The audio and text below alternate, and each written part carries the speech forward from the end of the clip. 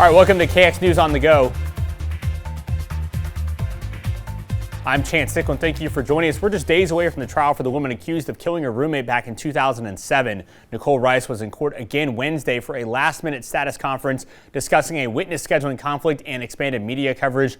Now, that phrase, expanded media coverage, means allowing the media to have cameras, recording devices, and microphones in the courtroom. There's also an expanded media coverage request to have a pool feed. This means requesting that one organization be able to stream the trial, which they then provide to other news outlets and organizations.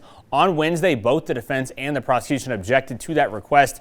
Rice is charged with the murder of her roommate, Anita Knudsen. The trial was moved out of Ward County into Grand Forks County last year after all parties agreed a fair and impartial trial would not happen in Minot.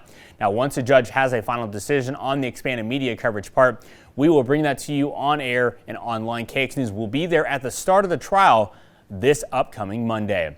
Also, it's an idea that's already happening in more than a dozen states, and now state lawmakers voted yes to an idea they hope will protect children. State House lawmakers voted unanimously on Wednesday to adopt the Uniform Child Abduction Prevention Act. It was created in 2006 and is meant to allow parents to go to court if they suspect another parent is about to take the child without permission and not bring him or her back. Now, the U.S. Justice Department says there are around 200,000 cases a year in which a parent takes a child in violation of a current custodial agreement. Parties can seek abduction prevention measures at any time, including before a custody order is in place. This provides an opportunity for parents who are fearful that their child might be wrongfully removed or retained, a chance to seek preventive measures from the court. Now, the Child Abduction Prevention Act has already passed in nearby states, including South Dakota, Wyoming, and Nebraska. Also, a new Senate bill is trying to encourage schools to teach foreign languages to young children. Senate Bill 2275 would award annual grants of up to $2,500 to schools that teach foreign languages to students from kindergarten through third grade. The money can be used for cost and materials related to the class or even given back directly to the teachers. Senator Larry Lueck, who has sponsored the bill, says the educators don't actually have to speak the language, but need to be willing to learn it at least. Lueck says learning a language is easiest at a younger age and could help kids learn valuable skills as they grow older. My wife was a high school math and science teacher for 40 years. We have 5 kids, and we saw what they had gone through in their foreign languages classes in our small school. And I just felt that when they get to that age, they got a lot more other things on their minds. The education at that level, that smaller grade level, picking up a different language like that is important. Now, Lueck says he tried to get the bill passed last session but was unsuccessful. They have since changed that amount funding allocated to the program from $25,000 to $49,500, and they changed it to a grant so local school boards also have control over it. The bill did pass in the Senate and again passed in the House 68-24. Here's Andre with a check of your forecast. Well, thank you so much, Chance. And looking here in Bismarck at this time, we are seeing temperatures at 41 degrees, so it is a relatively mild start to our day. And the winds are out of the south and east at 10 miles per hour, making those wind chills be at 35 degrees. But as we head over into Minot, we are seeing those temperatures at 35 degrees here, and the winds are out of the east at 7 miles per hour, and that's making that wind chill be at 29 degrees.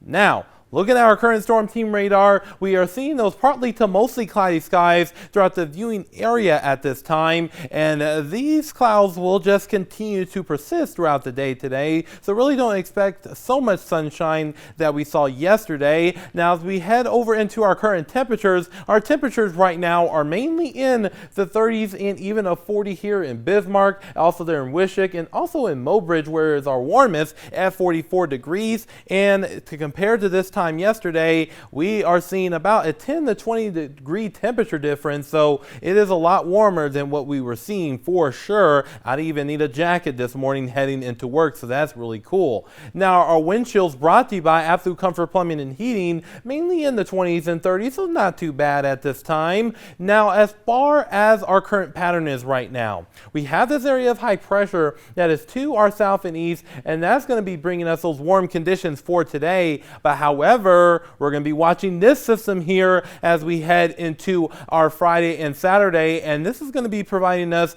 cooler temperatures for our Saturday and Friday too, and also windy conditions as well. And on top of that, we do have the chance of seeing some precipitation move into the viewing area during the day on Friday, so that's something we're going to be watching very closely. So make sure you tune in to KX News for the latest on this, and then we're going to see things clear out and also warm up between Sunday and Monday due to this area of high pressure that's behind our system here. Now, we're going to continue to see our temperatures increase throughout the day into the 50s and 60s and maybe even a 70 in our extreme southern counties. But once we get into tonight, we will see those temperatures drop down into the 30s, and a few 20s are quite possible too.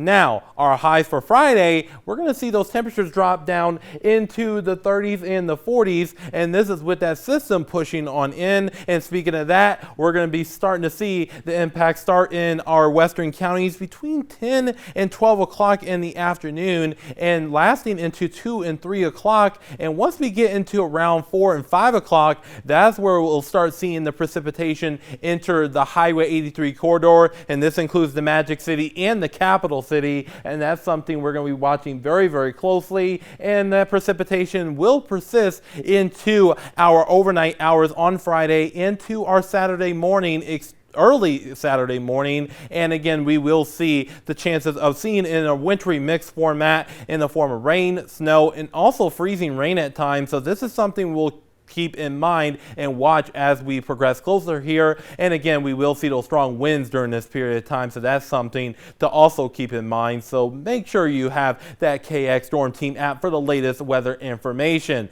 Now, on top of that, with temperatures cooling down on Saturday, we will see a cold weather advisory for the ranchers. So make sure you are protecting those animals because it's going to be quite chilly during this period of time.